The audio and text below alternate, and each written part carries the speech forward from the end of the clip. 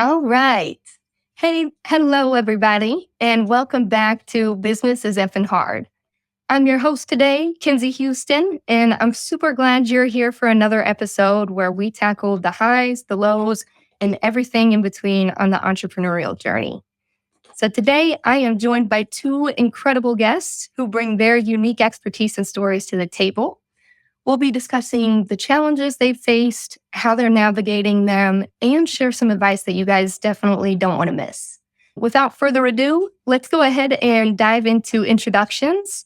Matt, let's go ahead and kick things off with you. Tell us a little bit about yourself and Origami Sake Company. Sure. I'm a Arkansas native, and I'm founder and CEO of Arkansas's first sake brewery.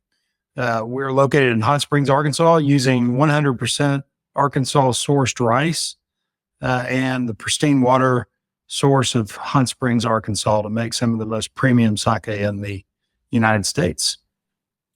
That is awesome, Matt. I know we were talking earlier. I'm sure building something so niche in Arkansas has its challenges as well as excitement. And I'm super excited to learn more about that. Thank you. Lynn, I will go ahead and turn things over to you. Tell us a little bit about who you are and what you're working on.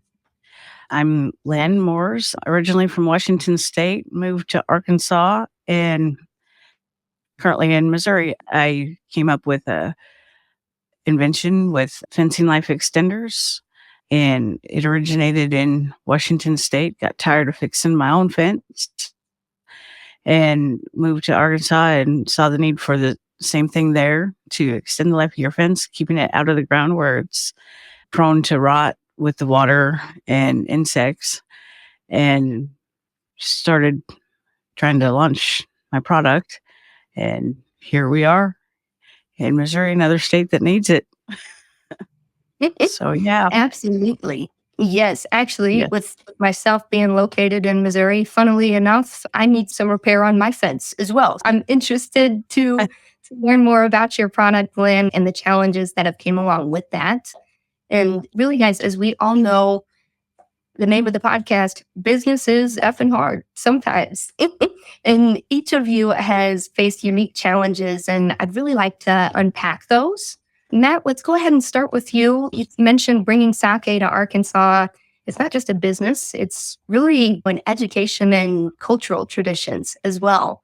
So what has been one of your biggest hurdles so far, and how are you working through that? Sure. Sake is it sounds simple, right? It's the ingredients that go into sake are water, yeast, and rice, and an enzyme or microbe called koji. And with those four ingredients, it makes one of the most beautiful beverages around. However, it is also the hardest alcoholic beverage to make well. And it's been made in Japan for over 1,500 years and refined over those 1,500 years.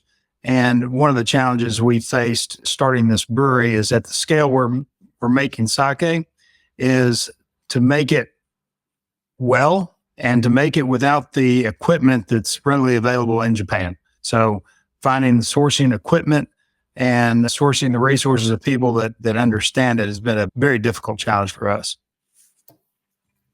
Absolutely. Yeah, that's so interesting with sake and just bringing it to Arkansas and all the challenges that come with it. I imagine introducing a product there to people that might not be familiar with it and searching for, like you said, the right people to work with. It takes a lot of patience and creativity, I would imagine. Yes. Honestly, when I first learned of this idea back in 2016, I personally didn't like sake, right? My experience with sake was a warm beverage that I thought was distilled and really didn't taste that great. And when I learned more and experimented more with different flavors of sake, learned about premium craft sake and how it almost tastes like a wine, and it's served chilled in a wine glass. So there's a big education component that comes along with what we're doing, revolutionizing sake in America and really reintroducing sake in America to an audience that is probably very unaware of it. Absolutely. Yeah. And I was in the same boat as you, Matt. Initially, I didn't think that I was the biggest fan of sake. And I told you earlier, I had actually tried it when I was out at a restaurant, and I can't remember the name, but it was a blackberry sake, and it was sparkling. And oh my gosh, it did taste like a sweeter wine. And so I was pleasantly surprised. And I definitely think you're in a really cool position to bring this to Northwest Arkansas or Little Rock area as well, and really get people educated and just as excited about it. Yeah. See, in Arkansas, we're I think rated like the 45th state in the country on consumption of sake. So we looked at this not from a Really? perspective of selling a lot of sake in Arkansas. Really, the markets are in California, Florida, and New York. So our market is to expand that outside and be a national brand. So we are having to reach the markets all over the country. So we're in 10 states currently, and we'll be in 30 states in January. Hey, congratulations. That is awesome. Thank you. Lynn, I'll go ahead and turn it over to you. Tell us a little bit about the challenges that you're facing with launching your fencing product. Particularly, I know you mentioned earlier, like the funding aspect. Yeah. When I first developed it, it was just an idea, and just getting that idea to paper and then to creation was an enormous expense. And I had to come up with the money myself because people don't fund an idea usually. And so I came up with the money, and I felt taken in that sort of for a little while. And now I'm just deciding if I was or not still, because people want a piece of you on every turn, no matter how to promote your company, even to try to get funding. People want money to help you get funding. And it's you got to be kidding me, because it's very expensive. It's expensive to get marketing. It's expensive to get a manufacturer to do your prototype costs money, to do your short run costs money, the equipment. You can't just manufacture metal pieces by yourself. I originally thought I could forge my own things, which I probably could have, and I can, but that's really not cohesive or productive because it takes too long. And so I have to look at it reasonably and economically. It's easier just to get it manufactured by someone. And then you have all these manufacturers saying no, and all these no's and stuff because they want or ridiculous prices. I just want a prototype and then go from there and see where we go. And then the people that helped me didn't really quite put down the exact numbers on the paper. So there's that whole element. And then it's just been a struggle the whole way going. When I know this works, I know it's a fabulous thing. There's some competition in the market, but not really, because they have fencing, these sleeves that you can put around your post, but it's still post in the ground, in the concrete, and the sleeve will eventually trap water. So it doesn't do what it should do in the end. It does for a while, keeping insects off of it, but still traps water in the ground, around the fence post, around the concrete. So you still get rot. Mine supports the fence above the ground. The fence post is actually above the ground, not getting infiltrated by insects, and the water sheds off of it and drains out of it. So you don't have the water rot at ground level and below. The concrete still holds the fence post holder, and it all works out. And the fence post holder is pretty and durable. So, Win-win. Yeah, a win-win. I want that fence post. It looks like it costs a lot of money, but not to cost a lot of money. Still functional, durable, lasts barring a weather event like Helene or something, or a car crashing into it, but still you don't have to dig up the hole to replace the fence post.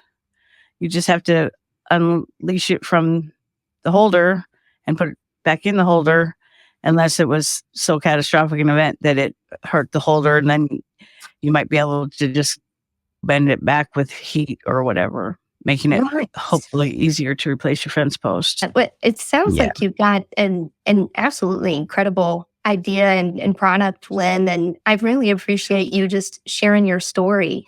I love how Yeah. you, no matter the uphill climb, and like we said earlier, the sometimes mountain Yeah. of no's that we have to stand on, you still Yeah. have that positivity and you're still focused on getting to your goal. Yeah. And I've probably had 1,000 no's at least, but I still keep going, and you just have to keep going. I've got too much money in this to give up now. We're at least $25,000 in on this, and I am at least 25,000 in on this as a person by myself doing this by myself. I'm all in. I can't give up now. Absolutely. And now, what I'd like to do, guys, is take this conversation a step further. Both of you bring quite a unique perspective to the world of entrepreneurship. And I'm curious to see if there's any insights or advice you may have based on each other's challenges. So, Matt, what would you say to Lynn about staying motivated while also working on those funding goals? I know you were saying earlier, you've been involved in a lot of startups. And so, do you have any kind of advice or insight to share?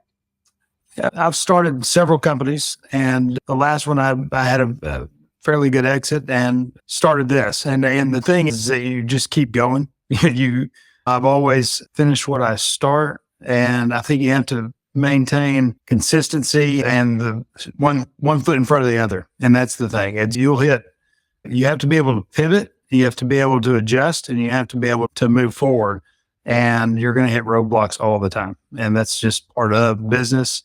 If it were easy, then everybody would do it. And that's the opportunity that entrepreneurs have, is to start something from scratch. You're exactly right. And that's great advice, Matt. And Lynn, Yeah. turn it over to you as someone who's helping others, as you mentioned, being an independent contractor. And so sometimes having the opportunity to be a life coach to others. Do you have any advice on finding clarity for introducing something unique to a market where people may not be familiar? And if you have an idea, go with it, take advice from others, but don't necessarily change your idea. If it's scalable, if it's useful, if you got more than one or two people liking it, then it's probably a good idea. But you also got to look around and see if there's competition in the market, if it's like a novel idea, if it's useful, if it's really going to do something or change something. Because there's working the job that I do, like I've changed my jobs at the post office, and I got validation for my project after I started it while working at the post office, because I did carry mail, and I saw all these people with different ways of trying to hold their little posts up and their fences up. And I'm like, oh yeah, my idea is totally validated. So I had validation on my project too, just doing that.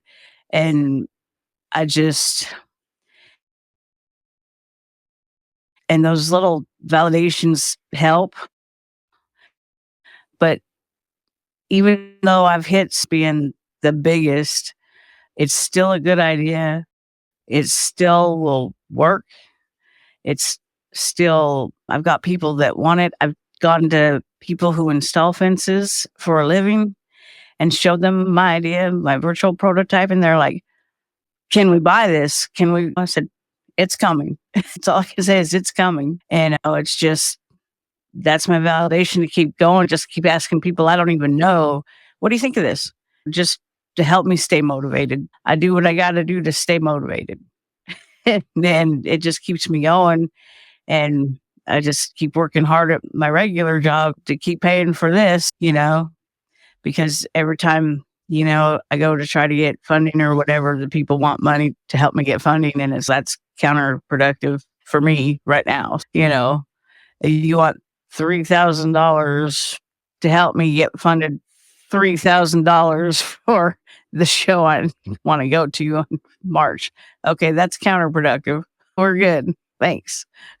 The kind of things, appreciate you. But thank you. Yeah, knowing when it's what's truly like the right opportunity for you, and Yeah. knowing when to say no. And really, when you both have that passion for your product and staying true to that, not just swaying based on a conversation that could have opportunity. When you stay true to yourself and your passion, that's where the true success is.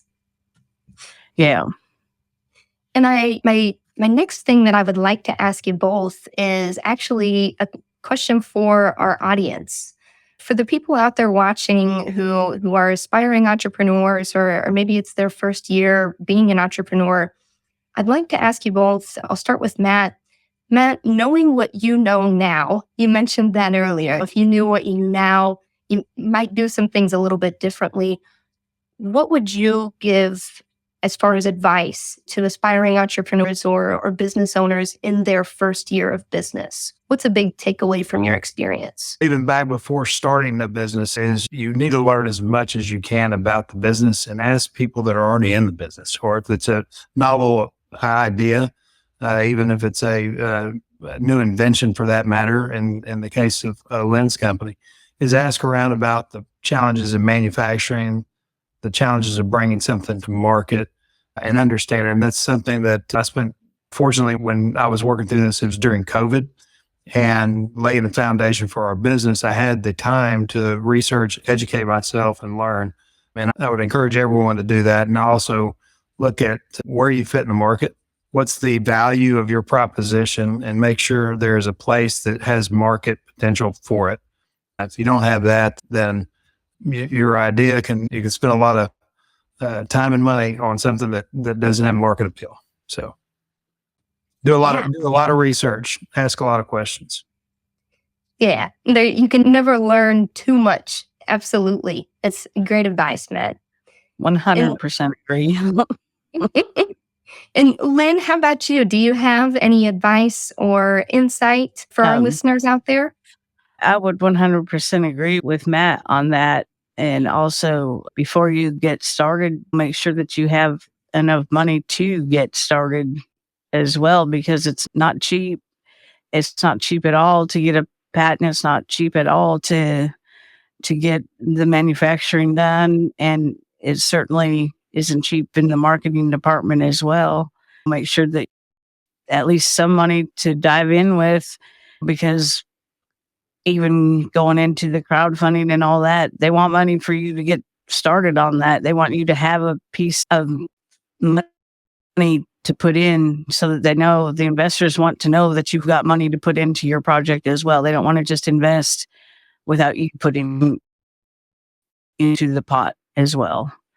And then also learn more about starting a business before you try to start a business. Like, I didn't take business classes or anything like that at all. I had my own business, just helping people and just making money enough to live on. Didn't really worry about all that before, because I didn't need to. I like helping people. I volunteer for Team Rubicon and the Red Cross, and I'm always helping people. Help fix my friend's house that a tree fell on it. I should have said no to, but didn't, and was all in on that and did a great job. But guess what? Didn't make any money on it because I didn't need to. I've not been in things for the money. And then,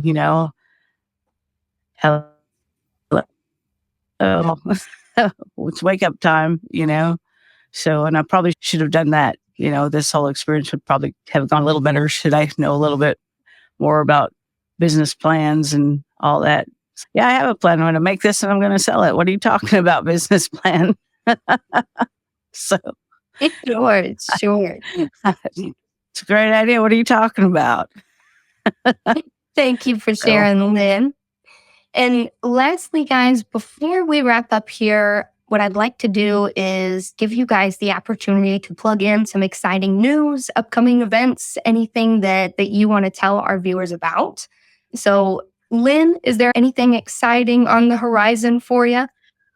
Yeah, I got invited to 3 shows that I'm trying to get sponsored to, I guess. There's the National Hardware Show in March 2025, the Fence Tech 2025, and that's as well, I believe, in February, March, and ASD Market Week in February, I believe.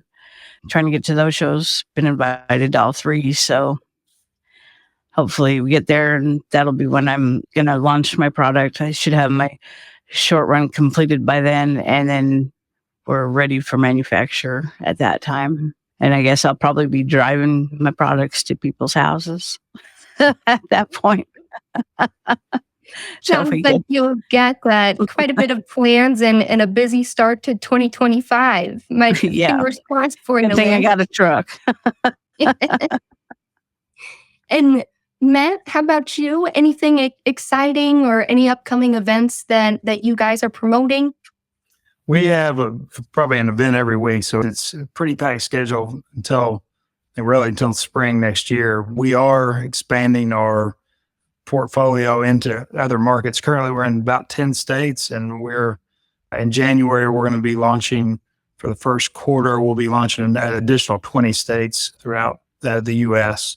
So we're excited about that. We're launching the first non-alcoholic sake in America right now.